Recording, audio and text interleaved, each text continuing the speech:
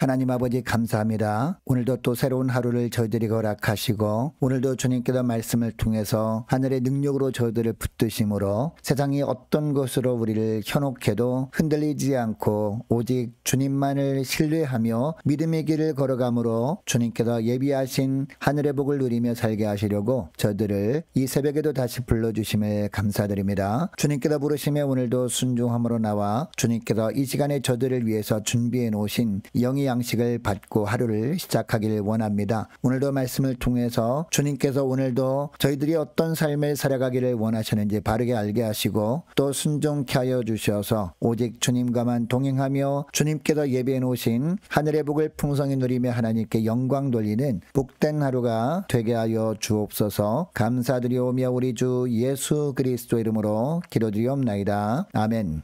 자, 이 시간에 하나님이 주시는 말씀은 누가복음 8장 40절부터 56절까지 말씀 보겠습니다. 자, 화면을 보시면서 누가복음 8장 40절부터 우리 함께 합독하시겠습니다. 예수께서 돌아오심에 무리가 환영하니 이는 다 기다렸음이러라. 이에 회당장인 야이로라는 사람이 와서 예수의 발 아래에 엎드려 자기 집에 오시기를 간구하니 이는 자기에게 12살 된 외딸이 있어 죽어감이러라. 예수께서 가실 때에 무리가 밀려들더라. 이에 12회를 혈루증으로 앓는 중에 아무에게도 고침을 받지 못하던 여자가 예수의 뒤로 와서 그의 옷가에 손을 대니 혈루증이 즉시 그쳤더라. 예수께서 이르시되 내게 손을 댄 자가 누구냐 하시니 다 아니라 할 때에 베드로가 이르되 주여 무리가 밀려들어 미나이다. 예수께서 이르시되 내게 손을 댄 자가 있도다. 이는 내게서 능력이 나간 줄 알미로다 하신대 여자가 스스로 숨기지 못할 줄 알고 떨며 나와 엎드리어 그 손댄 이유와 곧 나은 것을 모든 사람 앞에서 말하니 예수께서 이르시되 딸아 내 믿음이 너를 구원하였으니 평안히 가라 하시더라. 아직 말씀하실 때에 회당장의 집에서 사람이 와서 말하되 당신의 딸이 죽었나이다. 선생님을 더 괴롭게 하지 마소서 하거늘 예수께서 들으시고 이르시되 두려워하지 말고 믿기만 하라. 그리하면 딸이 구원을 얻으리라 하시고 그 집에 이르러 베드로와 요한과 야고보와 아이의 부모 외에는 함께 들어가기를 허락하지 아니하시니라. 모든 사람이 아이를 위하여 울며 통곡하매 예수께서 이르시되 울지 말라. 죽은 것이 아니라 잔다 하시니 그들이 그 죽은 것을 아는 고로 비웃더라. 예수께서 아이의 손을 잡고 불러 이르시되 아이야 일어나라 하시니 그 영이 돌아와 아이가 곧 일어나거늘 예수께서 먹을 것을 주라 명하시니 그 부모가 놀라는지라. 예수께서 경고하사 이 일을 아무에게도 말하지 말라 하시니라. 아멘. 여러분, 하나님께서 간혹 우리를 더 온전한 믿음의 사람으로 세우기 위해서 환경을 통해서 연단하실 때가 있습니다. 그런데 감사한 것은 하나님은 이런 고난의 환경을 통해서 주님을 의지하는 법을 배우게 하시고 또 믿음도 자라게 하신다라는 겁니다. 자, 오늘 본문에 보면 두 가지 사건이 나옵니다. 하나는 회당장 야이로의 딸이 죽었다가 살아난 기적입니다. 또 하나는 12회를 혈루병으로 앓던 여인이 깨끗하게 치유받은 사건입니다. 자, 오늘 본문에 나오는 두 환자 중에서 야이로의 딸이 훨씬 긴급을 요하는 중환자였습니다. 그런데 주님은 어떻게 하십니까? 가는 길에 주님의 옷자락을 만짐으로 혈루병을 고침받은 여인을 굳이 찾아내십니다. 그리고 48절에 보니까 딸아 내 믿음이 너를 구원하였으니 평안히 가라 라고 말씀까지 하십니다. 여러분, 당시 예수님 곁에 죽어가는 딸의 아버지 회당장 야이로가 있었습니다. 야이로의 입장에서는 예수님이 빨리 자기 집으로 가서 죽어가는 딸을 고쳐주시길 원했을 겁니다. 그런데 예수님이 지체하시니까 빨리 자기 집에 가시지 않은 예수님을 보면서 야속한 생각도 들었을 겁니다. 그럼에도 주님은 지체하십니다. 결국 야이로의 딸이 죽고 맙니다. 여러분, 예수님께서 이때 왜 지체하시면서 먼저 12회를 혈루병으로 고통받고 있는 여인을 치유해 주신 것일까요? 야이로에게 미리 이 기적을 체험하게 하셔서 야이로의 믿음을 자라게 하시려고 행한 기적이었습니다. 이 사건을 통해서 회당장의 주님에 대한 희미한 믿음이 더 분명해지고 마침내 성숙한 믿음으로 자라길 주님은 바라셨던 겁니다. 그러면 다시 혈루병 걸린 여인 이야기를 살펴보기를 원합니다. 자, 43절을 말씀해 보니까 12회를 혈루증으로 앓고 있었다라고 하고 있습니다. 그리고 12년 동안 아무에게도 고침을 받지 못하고 있었다라고 합니다. 여러분, 이 여인이 앓고 있는 혈루증은 율법에 의하면 그 당시에 부정하다고 여기는 병이었습니다. 그리고 12회나 이 병으로 고생하고 있는 것을 동네에서 알만한 사람은 다 알고 있었을 겁니다. 그래서 사람들은 이 여인이 가까이 오기만 해도 부정한 여인이라고 외면했을 겁니다. 이 때문에 대인기피증이 생겼는지도 모릅니다. 그런데 어느 날 예수님이 지나가신다는 소문을 듣고 예수님께 고침받을 처음이자 마지막 기회일 수 있다고 생각합니다. 그리고 자기는 부정한 여인이기 때문에 주님 앞에 나설 염두가 나지 않아서 예수님의 옷자락을 만져보기라도 하려고 예수님이 뒤로 가서 예수님의 옷자락을 만진 겁니다. 그런데 45절을 보니까 예수님이 누군가 자기 옷자락을 만진 것을 아시고 손을 댄 자가 누구냐라고 물으십니다. 이때 베드로가 뭐라고 합니까? 주여, 무리가 밀려드나이다 라고 합니다. 이렇게 많은 사람들이 주님을 에워싸 이리 밀리고 저리 밀리고 있습니다. 그리고 이 사람들 중에 주님께 옷을 댄 자가 한둘이겠습니까? 누구를 말씀하시는지 제가 어떻게 알겠습니까? 이렇게 대답을 한 겁니다. 사실 혈루병 걸린 여인이 예수님 곁에 가까이 갔을 때 이 여인도 많은 사람들에게 휩쓸렸을 겁니다. 그런 와중에서 필사적으로 주님 뒤로 가서 옷자락에 손을 댄 겁니다. 여러분, 이때 주님 옷에 손을 댄 사람들이 이 여인뿐만이 아니었을 겁니다. 많았을 겁니다. 그러나 이 여인처럼 의도를 가지고 주님의 옷을 만진 사람은 없었습니다. 이 여인 한 명뿐이었습니다. 그래서 주님은 아시고 물으셨는데 여인이 고백합니다. 자신이 예수님의 옷자락에 손을 대었고 손을 대자마자 곧 나음을 받았다라고 한 겁니다. 여러분, 이렇게 고백하는 여인의 고백을 들으시고 예수님께도 뭐라고 하십니까? 딸아, 내 믿음이 너를 구원하였으니 평안히 가라 라고 하십니다. 여러분, 이것은 누구를 향한 말씀이었을까요? 주위에 있던 많은 무리들을 향한 말씀이었습니다. 그리고 회당장 야이로를 향한 말씀이기도 했습니다. 여러분, 당시 많은 사람들이 주님은 질병을 치유해 주시는 분이신데 친히 오셔서 아픈 곳에 손을 얹고 말씀으로 고쳐주시는 분으로 알고 있었습니다. 그래서 회당장도 예수님께 자기 집에 오셔서 아픈 자기 딸에게 손을 얹어서 고쳐달라고 했던 겁니다. 그런데 혈루병 걸린 여인을 보면 주님이 이 여인에게 손을 대신 것도 아니었습니다. 주님이 이 여인을 보시면서 혈루병의 근원은 물러가라고 외치신 것도 아니었습니다. 단지 이 여인이 주님의 옷자락을 만지자 즉시 주님으로부터 능력이 나간 것이었습니다.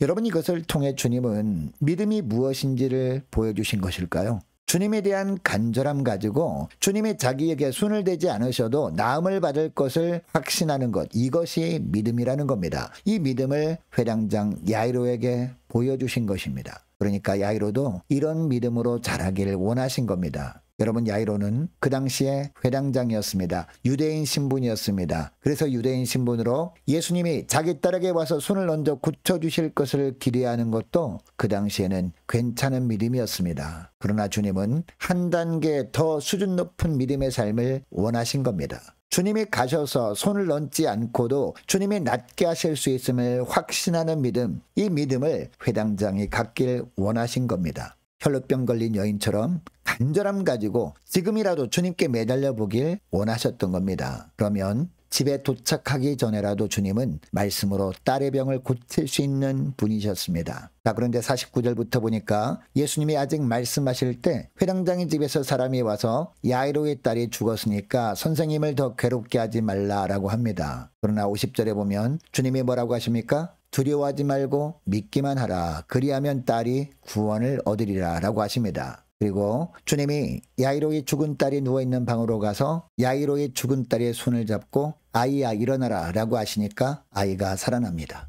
여러분, 49절 말씀부터 잘 보면 야이로가 딸이 죽었다는 소식을 듣고 동요했다라는 구절이 나오지 않습니다. 주님에 대한 믿음이 조금씩 자란 겁니다. 12년 동안 혈루병 걸린 여인도 주님에 대한 간절함 가지고 주님의 옷자락만 만져도 고침을 받았던 것을 떠올립니다. 그렇다면 자기 딸의 죽은 문제도 주님이 해결해 주실 것이라는 주님에 대한 간절한 믿음이 야이로에게 생긴 겁니다. 이 믿음을 주님이 보시고 주님이 죽은 야이로의 딸을 살려주신 겁니다. 56절에 보니까요, 그 부모가 놀랐다라는 구절이 나오는데 야이로의 믿음이 더 확고해졌다라는 의미입니다. 여러분이 새벽에 하나님께서 오늘 본문의 말씀을 우리에게 주시는 이유가 뭘까요? 주님에 대한 간절함과 확신을 회복하라 라는 뜻입니다. 주님의 옷자락만 만져도 나음을 받겠다는 간절함, 말씀만으로도 문제를 해결해 주실 수 있다는 그런 확신 가지고 주님 앞에 기도하는 저와 여러분이 되라 라는 의미에서 저 오늘 본문의 말씀을